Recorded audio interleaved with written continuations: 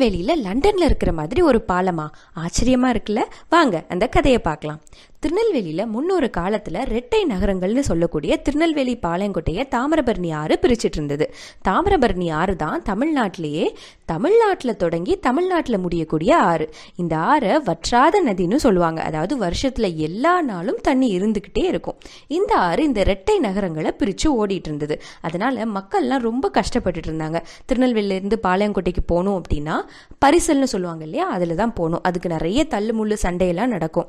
இதை பார்த்துட்டு இருந்த பிரிட்டிஷ் கலெக்டர் பிரிட்டிஷ் அரசாங்கத்துக்கு நிறைய கடிதங்கள் எழுதி பாலம் வேணும் அப்படின்னு சொல்லி ரெக்வஸ்ட் பண்ணியிருந்தாரு. அந்த கலெக்டருக்கு ஒரு ஆசை, அதாவது லண்டன்ல தேம்ஸ் நதியில கட்டப்பட்டிருக்கிற வெஸ்ட்மினிஸ்டர் பாலம் மாதிரியே இங்கேயும் கட்டணும் அப்படின்னு சொல்லிட்டு ஹாஸ்லேங்கிற இன்ஜினியரை கூப்பிட்டு பட்ஜெட் எஸ்டிமேஷன் லே அவுட்லாம் போட சொல்றாரு.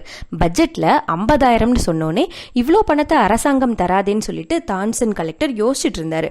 அப்போ அவருக்கு கீழே சிராஸ்தாரா வேலை பார்த்துட்டு இருந்த, சிராஸ்தார்னா இப்போ உள்ள தாசில்தார் மாதிரி, சிராஸ்தாரா வேலை பார்த்துட்டு இருந்த சுலோச்சனா முதலியார் என்ன சொல்றாங்க அப்படின்னா, மக்களுக்கான பாலம் தானே, நானே காசு தரேன் அப்படின்னு சொல்லிட்டு தன்னோட மனைவி கிட்ட போய், வடிவாம்பாள் இருக்காங்க இல்லையா, அவங்க கிட்ட போய் அவங்களோட நகையெல்லாம் வாங்கி தான் சேர்த்து வச்சிருந்த காசையெல்லாம் கொடுத்து இந்தாங்க பாலம் கட்டுங்கன்னு சொல்லி கொடுக்குறாங்க.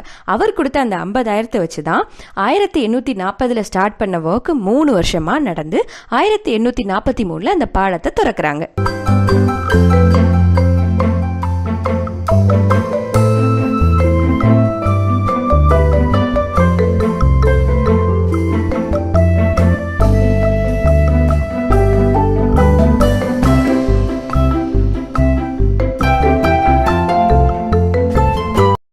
இப்படி 1843 கட்டப்பட்ட பாலம் அதுக்கப்புறம் வந்த நிறைய வெள்ளங்களால சேதமடையுது.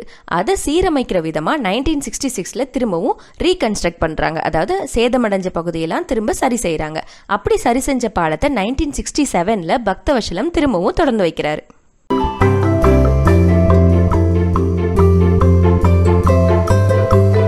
இப்போ சமீப காலங்களில் ஏற்படுற போக்குவரத்து நெரிசலை சமாளிக்க முடியாதனால அந்த பாலத்தை இடிச்சு இன்னும் கொஞ்சம் அகலமாக கட்டலாமா அப்படின்னு பிளான் பண்ணிட்டு இருந்தப்போ தான் அந்த பாலத்தை இடிக்கவே முடியாது, அவ்வளோ ஸ்ட்ராங்காக இருக்குன்னு தெரிஞ்சது.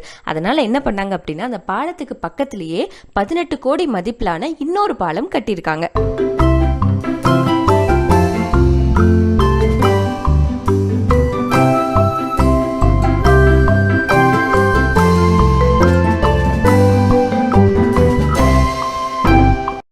இந்த காலத்தில் பாலம்னு சொன்ன உடனே நமக்கெல்லாம் டெண்டர், ஊழல், தரமில்லாத கட்டிடம் தான் ஞாபகத்து வரும். ஆனால் அந்த காலத்தில் எந்தவித சுயநலமும் இல்லாமல் பொது நலத்துக்காக இவ்வளோ பணம் கொடுத்திருந்த சுலோச்சனா முதலியாருக்கு ஒரு ஹேட்ஸ் ஆஃப். அது மட்டும் இல்லை, 170 வருஷத்துக்கு மேலா திருநெல்வேலி மக்களுக்கு உறுதுணையாக இருக்கிற சுலோச்சனா முதலியார் பாலத்துக்கும் ஒரு ஹேட்ஸ் ஆஃப்.